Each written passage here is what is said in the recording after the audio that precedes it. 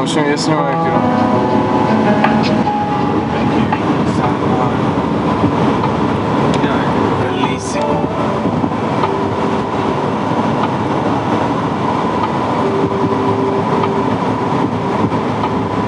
Too bad we're not cowboys. Cowboys.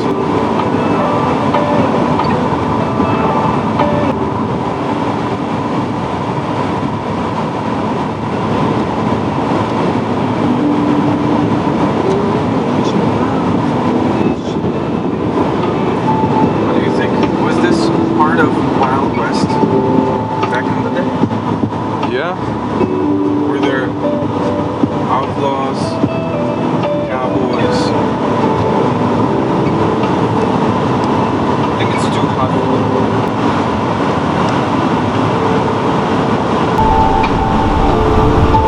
Do you have any questions for me? Yeah, one question. Why? I'm just kidding. Why? Well, by the way, it's a good question. Thank you for asking. You're welcome. Do you remember, what was his name? Famous physics teacher or professor, Feynman. He was in, when he was asked some question about like why or how to answer the question why or something like that. He was explaining what does it mean to ask the question why and what type of response would be kind of be acceptable to answer the question of why.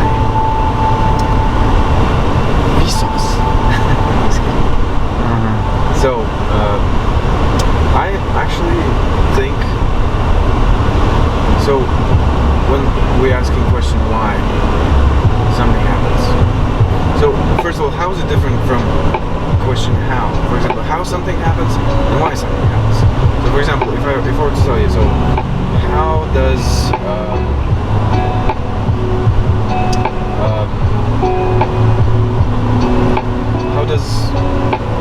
Earth attract a rock or a moon right? Like you would say like it attracts it with a force, you know, proportional to their masses and inversely proportional to their distance, to the square of their distance. Is that right? Let me think. So the more the distance, the less force. Yes, that's right. So, but is it also going to be an answer to question of why? So why does Earth attract? Because there's a force directly proportional. Like, see, it's kind of similar, right? Does it make sense? Like how and why? Like I mean, just for phrasing a little bit different. But like, does it really answer? Is this enough? So I would argue that probably it's very similar in some sense. Like both when you say how and why. Like if you go detailed enough about something and describe what details are going underneath something, like types of interaction, or like relationships of certain things or categorical relationships, things like that. So it would be at the very bottom of it, like as the more you describe, the more you're going to be able to at the end come to the point where you can no longer use anything else, and like you just like that's it, you'll hit the bedrock, because like at the end of the day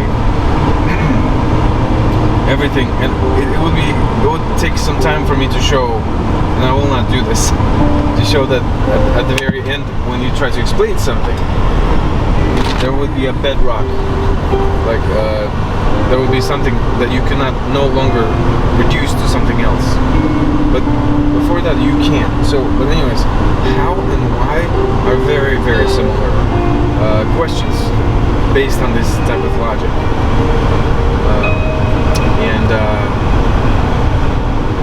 By the way, so for example, also a question of what. So what is it? Like, for example, what is force? I mean, you pretty much, if you start to explain question, so all these questions essentially are very, very much connected. So for example, what is the force between Earth and the Moon? Like what is the interaction between them in terms of gravity or something like that? Or what is? Anyways, it seems almost as if at the end of the day you're just ending up explaining something in terms of something else, more that is kind of like in terms of something more reduced, and then you would keep going until you, and essentially what, how, and why would boil down to the same type of response. I might be wrong, but that's how at least I'm seeing it, the way I'm currently thinking about it. Did I answer your question? Totally. No, you were all over the place. Just like, you know. Totalement. Totalement, meaning I was all over the place. Don't worry. Be happy. Okay.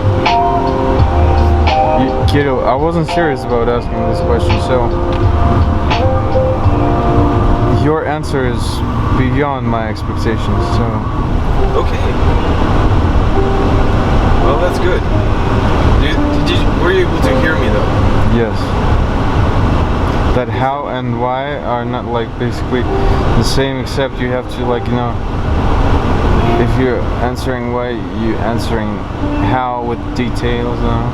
Like, Yeah, that's how I'm thinking about it. Yes.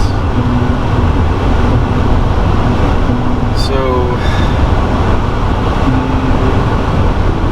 it's almost funny. Like I never really thought about it too much, but now that we're actually talking about this, it seems to me that these questions are very similar. How, what, and why. Those are very, very similar questions.